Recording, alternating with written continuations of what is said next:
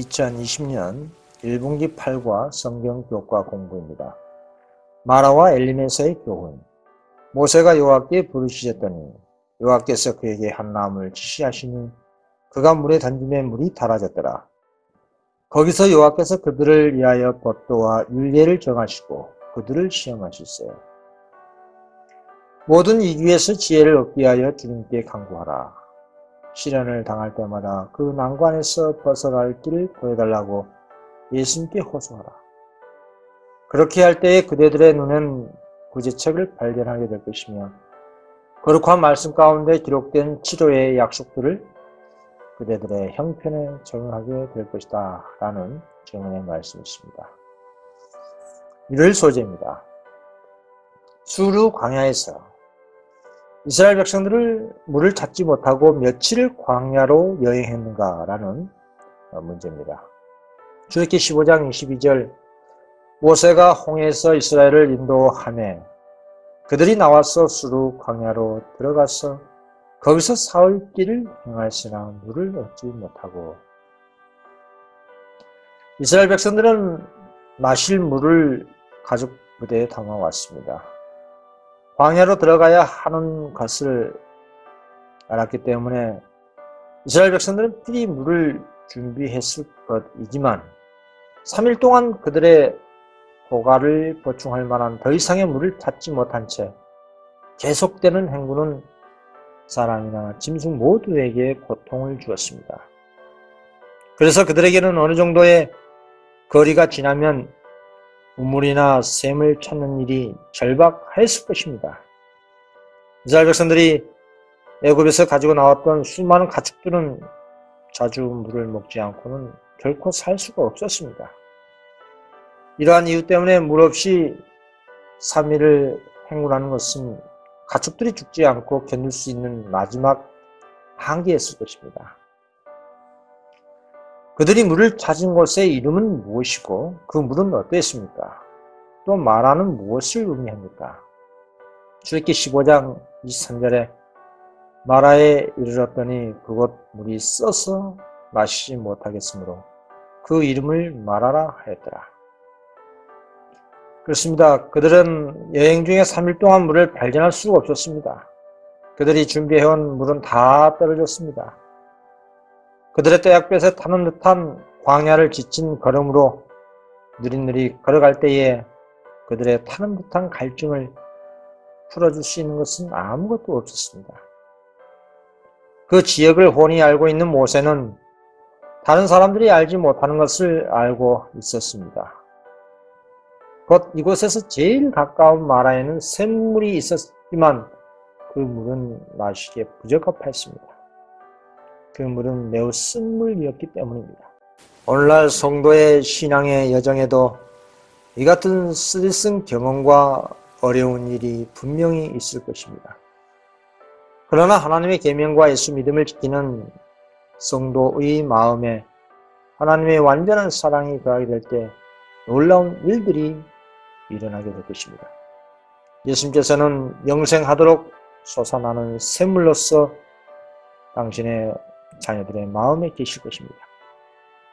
그러나 고난당한 사람들에게 무관심한 사람들은 고난당하는 사람들을 당신과 동일시하시는 그리스도에게 무관심한 자로 문책당할 것입니다.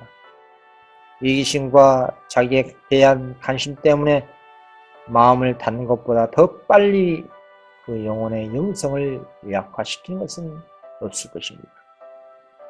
다음 오일 소재입니다. 축복들을 잊어버린. 사람들은 갈증으로 고통받기 시작했을 때 무엇을 했습니까? 출애굽기 15장 24절 백성이 모세를 대하여 원망하여 가로되 우리가 무엇을 마실까 하매 시편 106편 13절 저희가 미국의 그 행사를 잊어버리며 그 가르침을 기다리지 아니하고. 그렇습니다. 백성들은 그 신비한 구름 속에 계신 하나님께서 그들과 모세를 거기까지 인도하셨다는 사실을 기억하지 못했습니다. 도리어 공포와 절망 중에서 그들을 그런 길로 인도했다고 모세를 비난했습니다. 모세는 애굽에서 그들을 데리고 나온 사람이고 지도자였기에 백성들의 연망이 1차적으로 모세에게로 향했습니다. 민족을 위해 가장 훌륭한 봉사한 사람들은 종종 그들의 생전에는 거의 인정을 받지 못하다가 죽은 다음에야 그들에게 경의를 표하고 기념비가 세워진 경우가 참 많이 있습니다. 하나님께서 이제까지 인도하심을 망각하면 타락한 인간 본성은 불신과 불만과 불평이 본능적으로 터져나오게 되어 있습니다.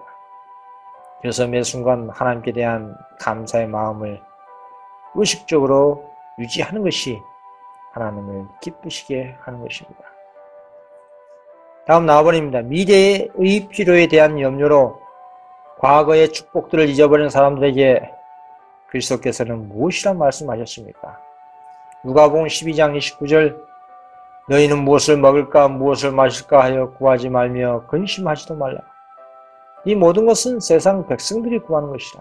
너희 아버지께서 이런 것이 너희에게 있어야 될 줄 아시니라 하였습니다. 그렇습니다. 예수님께서는 들의 백합화를 꺾어 아름답고 청순해 보이는 그 꽃 모양을 사람들에게 보여주시면서 이렇게 말씀하셨습니다. 백합화를 생각하여 보아라. 실도 만들지 않고 짜지도 아니하니라. 그러나 내가 너에게 말하노니 솔로몬의 모든 영광으로도 입은 것이 이 꽃 하나만 갖지 못합니다. 오늘 있다가 내일 아궁이에 던지는 들풀도 하나님이 이렇게 입히시고는 하물며 너희일까 보냐. 믿음이 적은 자다. 그렇습니다. 그리스도인은 생계 때문에 걱정하지 말아야 할 것입니다.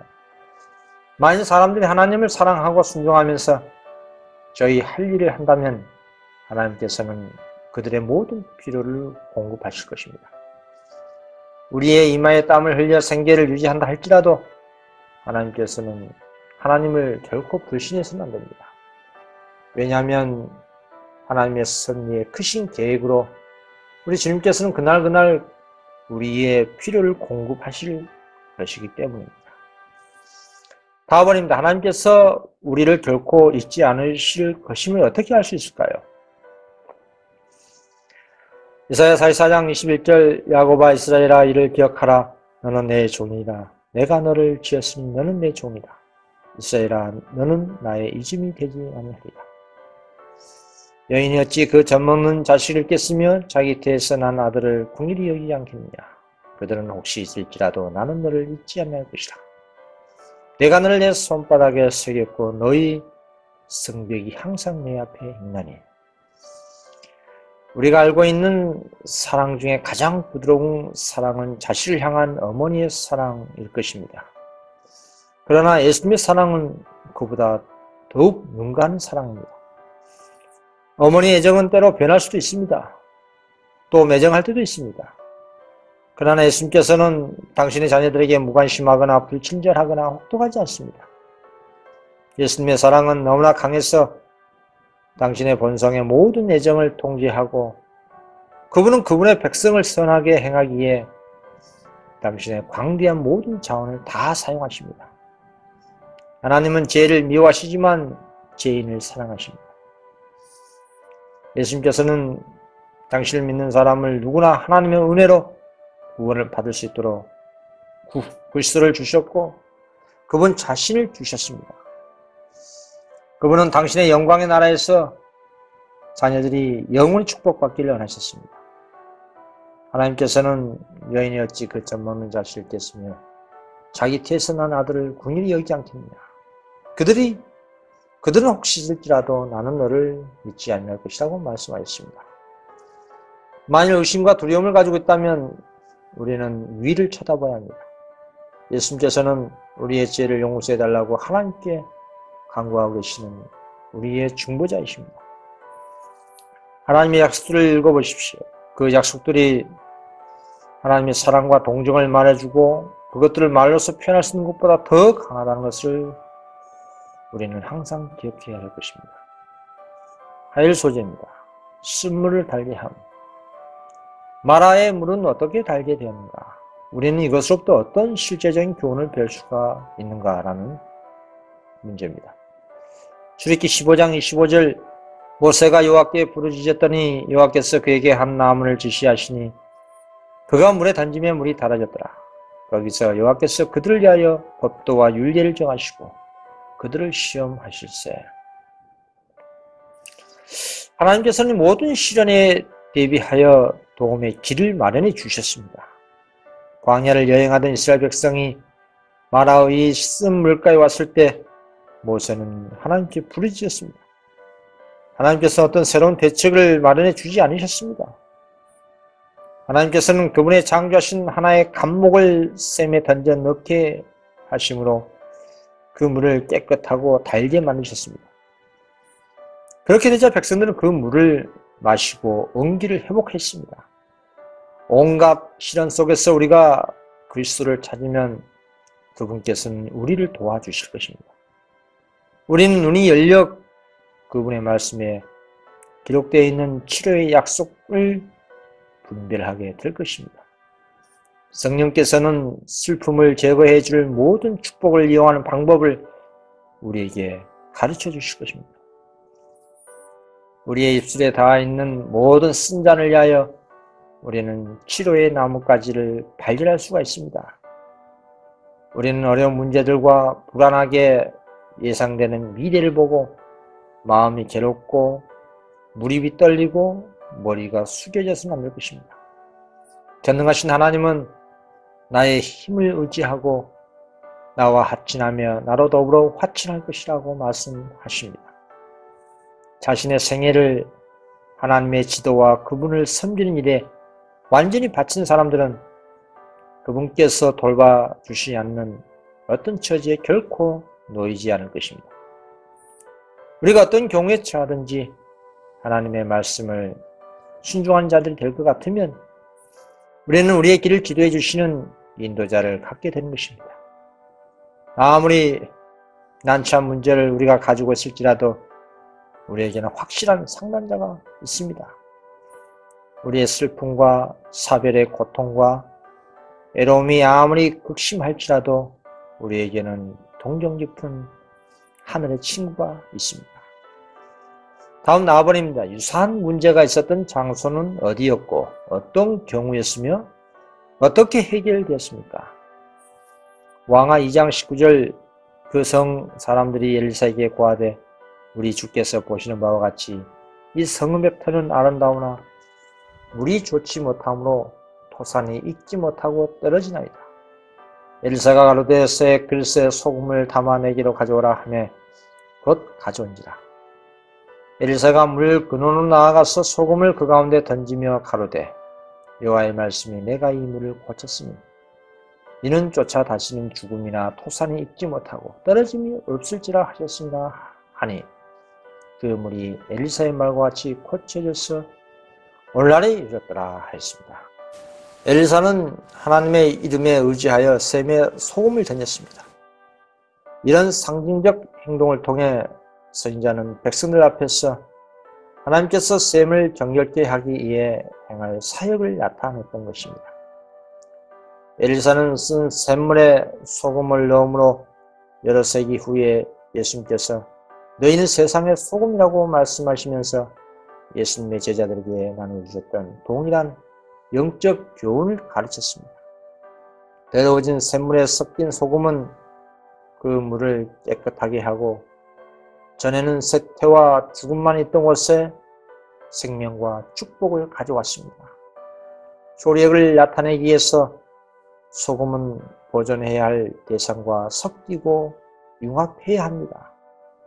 따라서 소금을 샘 속에 던져 넣어 오염된 모든 부분에 뚫고 들어가 스며들도록 했습니다.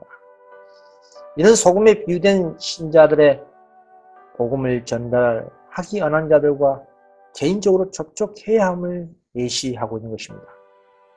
하나님께서 당신의 자녀를 소금으로 비유하신 것은 그들을 하나님의 은혜로운 백성으로 삼으신 그분의 목적은 저희가 다른 사람을 구원하는 대리자가 되게 하시려는 것임을 가르치시고자 하심이었습니다. 다음 수요일 소재입니다. 순종에 대한 약속.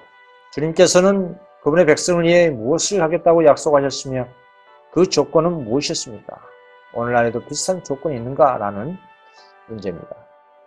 출애굽기 15장 26절 가라사대 너희가 너희 하나님 나 여호와의 말을 청종하고 나의 보기에 의를 행하며 내 계명의 길을 들이며 내 모든 규례를 지키면 내가 애굽 사람에게 내는 모든 질병의 하나도 너희에게 내리지 아니하리니 나는 너희를 치료하는 여호와니라 하였습니다.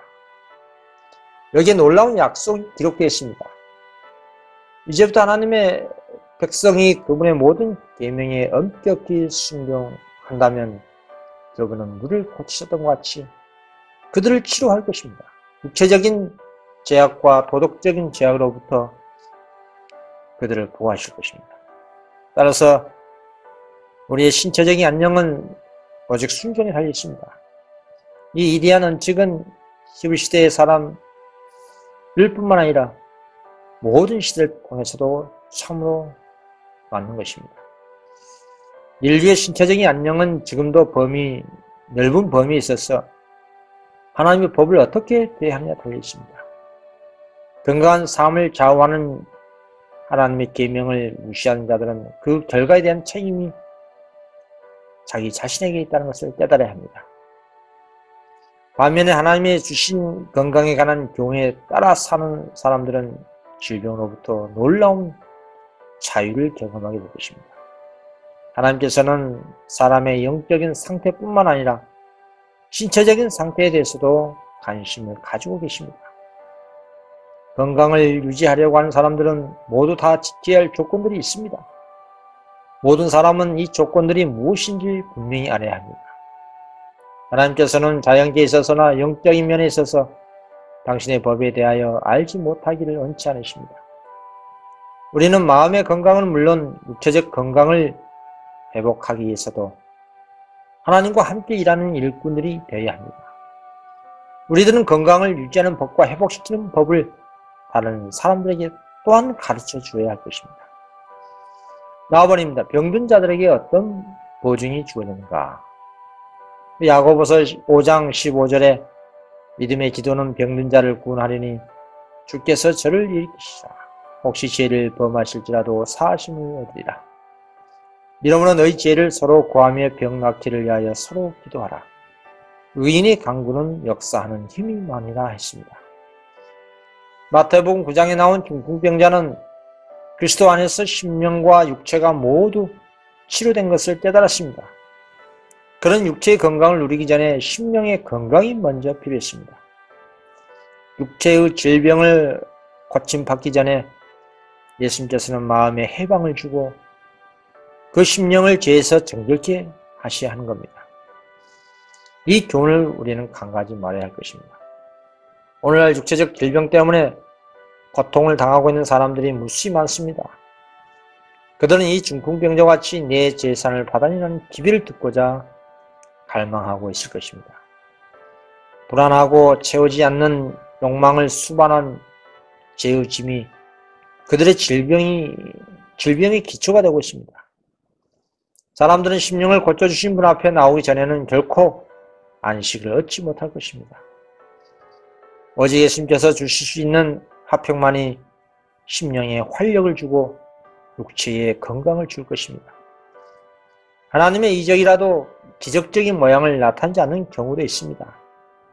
자연적인 모습으로 나타나는 경우가 많이 있습니다. 우리가 병든 자를 위해서 기도할 때에 우리는 그들을 위해서 무엇인가를 해줍니다. 우리는 우리의 힘이 미치는 범위 안에 있는 치료제들을 사용하고 우리들 자신이 한 기도에 대한 응답을 경험합니다. 특히 잘만 이용하면 물은 매우 강력한 치료제가 될 수 있습니다. 하나님께서 우리에게 사고력을 주셨고 그분이 주시는 건강의 축복들을 우리가 최대한으로 지혜롭게 이용하기를 바라고 계십니다. 우리는 위험 중에 있는 사람들을 구하기 위해서 우리의 힘이 미치는 범위 내에 하나님께서 놓아두신 모든 축복들을 활용해야 합니다. 자연적인 재료들을 하나님의 뜻에 따라 사용하면 자연적인 결과를 가져올 것입니다. 우리는 이적을 구하고 주님은 우리의 마음을 어떤 단순한 치료제로 향하게 하십니다. 우리는 후감 중에 행하는 연병과 강력한 힘으로 온 세상에 번져가는 질병으로부터 보호함을 받아야 할 것입니다. 그런 때에 우리는 건강과 생활의 법칙들을 지키면서 하나님과 협력해야 합니다. 우리가 할 수 있는 일을 다 한 후에 믿음으로 건강과 힘을 달라고 계속 구해야 합니다. 하나님은 우리 스스로의 힘으로 할 수 있는 일을 해 주실 것이라는 말씀을 하신 일이 없으십니다. 우리가 자연의 법칙을 무시하면 반드시 하나님의 법을 무시하게 됩니다. 하나님께서 우리가 쓸 수 있도록 예비해 두신 단순한 치료제들을 무시하고 있는 동안에는 하나님께서 우리를 위해 기적을 행하시기를 기대할 수가 없습니다. 이런 천연 치료제들은 적절한 때 적당히 사용하면 기적적인 결과를 가져올 것입니다. 그래서 기도하고 믿고 그리고 열심히 일할 필요가 있습니다. 우리는 자연의 법칙에 순종하고 우리가 할 수 있는 일을 다 해야 합니다. 하나님은 두렵고 떨림으로 너희 구원을 이루라. 너희 안에서 행하신 이는 하나님이시니 자기의 기쁘신 뜻을 위하여 너희로 소원을 두고 행하게 하시느니라고 말씀하십니다. 다음은 다번입니다. 왜 우리는 우리 몸을 돌보는 방법에서 특별해져야 하는가? 고린도전서 6장 19절 너희 몸은 너희가 하나님께로부터 받은 바 너희 가운데 계신 성령의 전인 줄 알지 못하느냐. 너희는 너희 것이 아니라 값으로 산 것이 되었으니 그런즉 너희 몸으로 하나님께 영광을 돌리라. 그런즉 너희가 먹든지 마시든지 무엇을 하든지 다 하나님의 영광을 위하여 하라 하고 말씀하셨습니다. 그렇습니다. 하나님은 우리를 사셨습니다. 그분은 우리 각 사람의 마음에 있는 보좌를 요구하십니다. 우리의 몸과 마음은 하나님께 애속되어야 하고 타고난 습관과 식욕은 보다 차원 높은 영혼의 필요의 주역이 되어야 합니다. 그러나 이 일을 할 때에 자신만은 의존할 수가 없습니다. 안심하고 자신의 인도를 따를 수가 없습니다. 성령께서 우리를 새롭게 하시고 성화시켜야 합니다. 하나님을 섬긴 데에는 반만 섬긴다는 것이 있을 수가 없습니다. 거룩한 성전인 몸은 반드시 순결하고 더럽히지 아니하므로 하나님의 성령이 그 안에 거할 수 있어야 합니다. 우리는 주님의 재산인 몸을 충실히 보호하여야 하고 힘을 남용하면 우리의 생애로 하나님을 영원하게 하기 위하여 사용할 수 있는 시간은 줄어들게 됩니다.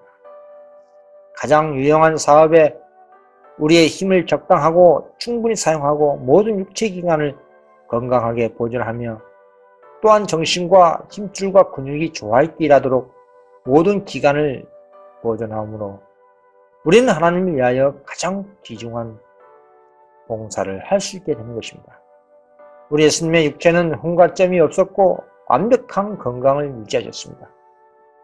그러나 당신의 체력을 함부로 남용하지 않으시고 모든 영혼을 위해 다방면에서 최선을 다하셨습니다.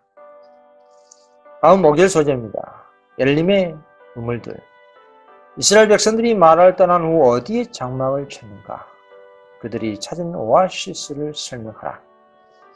출애굽기 15장 27절 그들이 엘림에 이르니 거기 물섬 12과 종려 70주가 있는지라. 거기서 그들이 그 물 곁에 장막을 쳤다고 증언하고 있습니다. 나아버립니다. 하나님께서 광야를 여행할 때 이스라엘 백성들에게 음식과 물을 공급하셨듯이 하늘 가나안에 들어가기 직전에 그분의 백성들의 필요를 어떻게 제공할 것을 약속하셨습니까? 이사야 33장 16절 그런 높은 곳에 가려니 견고한 바위가 그 보장이 되며 그 양식은 공급되고 그 물은 그치지 아니하리라 하시니라. 시편 37편 19절 저희는 환난 때에 부끄럽지 아니하며 기근의 날에도 풍족하려니와.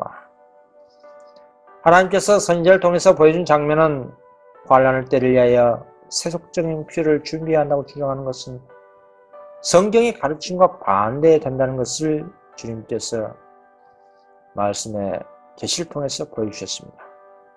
만일 성도들이 환난 때를 위해 들에나 혹은 어떤 다른 곳에 양식을 저장해 두었다 할지라도 전쟁과 기근과 언역이 그 땅을 휩쓸고 지나갈 때 악인들에게 빼앗길 것과 낯선 자들이 그들의 밭에 곡식을 갈취해버릴 것입니다. 야곱의 대환란에 그때는 우리가 하나님을 전적으로 의뢰할 때입니다. 하나님이 우리를 먹이실 것입니다. 야곱의 환란 때는 우리에게 먹을 것과 마실 것이 충분히 있고 우리가 부족함을 느끼거나 굶주림 고통을 당하지 않을 것입니다. 이는 하나님께서 광야에서도 우리를 위해 식탁을 배설할 수가 있으시기 때문입니다. 엘리야에게 먹을 것을 공급해 주셨던 것처럼 필요에 따라 까마귀를 보내셔서 우리를 먹이실 것이고 이스라엘 백성들을 위해 일하셨던 것처럼 하늘로부터 만나의 비를 하나님께서는 당신의 백성에게 내리실 수 있으시기 때문입니다. 이번 성경 교과 공부 마치겠습니다. 감사합니다.